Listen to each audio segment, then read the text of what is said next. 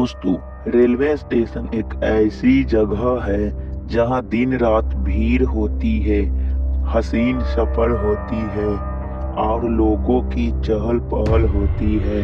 लेकिन क्या आपने कभी सोचा है कि जब इस रेलवे स्टेशन के पास कोई सुनसान कोना होता है तो वहां सूरज ढलते ही क्या होता है? आज हम बात कर रहे हैं बिहार की राजधानी पटना के पाटलिपुत्र जंक्शन की इस स्टेशन से थोड़ी ही दूर पर बना एक पुराना रेलवे क्वेटर जो पिछले कई सालों से खाली पड़ा है।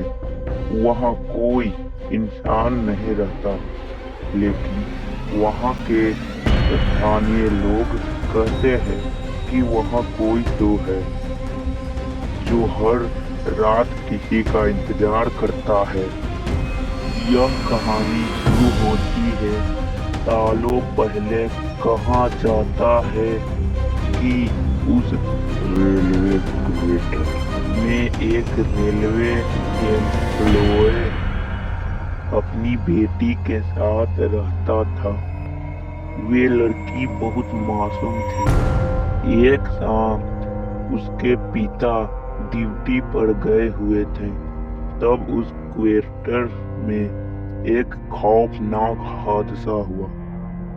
कुछ बदमाशों ने उस क्वेटर में घुसकर उस लड़की के साथ बहुत बुरा किया और डर के मारे उस लड़की ने क्वेटर के छत से अपनी जान दे दी।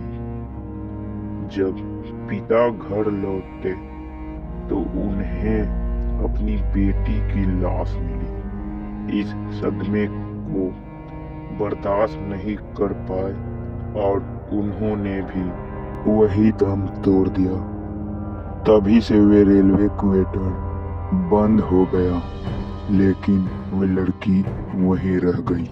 वक्त गुजरते गए, लोग उस हादसे को भूलने लगे। एक रात लगभग 2 बजे पाटलिपुत्रा स्टेशन पर एक नई ड्यूटी पर रेलवे गार्ड गुजर रहा था। उसे लग रही थी ठंड और चारों तरफ छाया था घना कोहरा। घूमते घूमते वे गलती से उस खाली क्वेटर के पास पहुंच गया। जैसे ही क्वेटर के दरवाजे के पास से गुजरा, उसे किसी की रोने की आवाज आई। एक ऐसी आवाज जो दिल को चीर दे। गार्ड ने सोचा शायद कोई भटकी हुई लड़की है। उसने अपने टॉर्च आगे बढ़ाए और पूछा, कौन है वहाँ? रोने की आवाज अचानक बंद हो गई और क्वेटर के अंदर से एक ऐसी आवाज आई जैसे कोई घुंघरू या पायल पहनकर धीरे धीरे चल रहा हो। गार्ड का दिल तेज तेज धड़कने लगा। उसने भागने की कोशिश की, लेकिन उसके पैर जैसे जमीन से चिपक गए थे। तभी क्वेटर की खिड़की से एक चेहरा बाहर निकला। उस लड़की के बाल बिखरे हुए थे, आंखें पूरी तरह काली थी और उसकी चेहरे पर अजीब सी झूठी मुस्कान थी। वे गार्ड को देखकर धीरे से बोली, मेरे पापा को बुला दो। गार्ड इतना डर गया कि वह वही बेहोश होकर गिर पड़ा। अगली सुबह जब बाकी के कर्मचारियों ने उसे ढूंढा तो वे क्वेटर के बाहर कांप रहा था और उसे बहुत तेज बुखार था। उसने अगले ही दिन नौकरी छोड़ दी। दोस्तों, आज भी पाटलिपुत्रा जंक्शन के उस क्वेटर के पास रात को कोई नहीं जाता। लोग कहते हैं कि आज भी वहाँ रोने और चलने की आवाज आती है।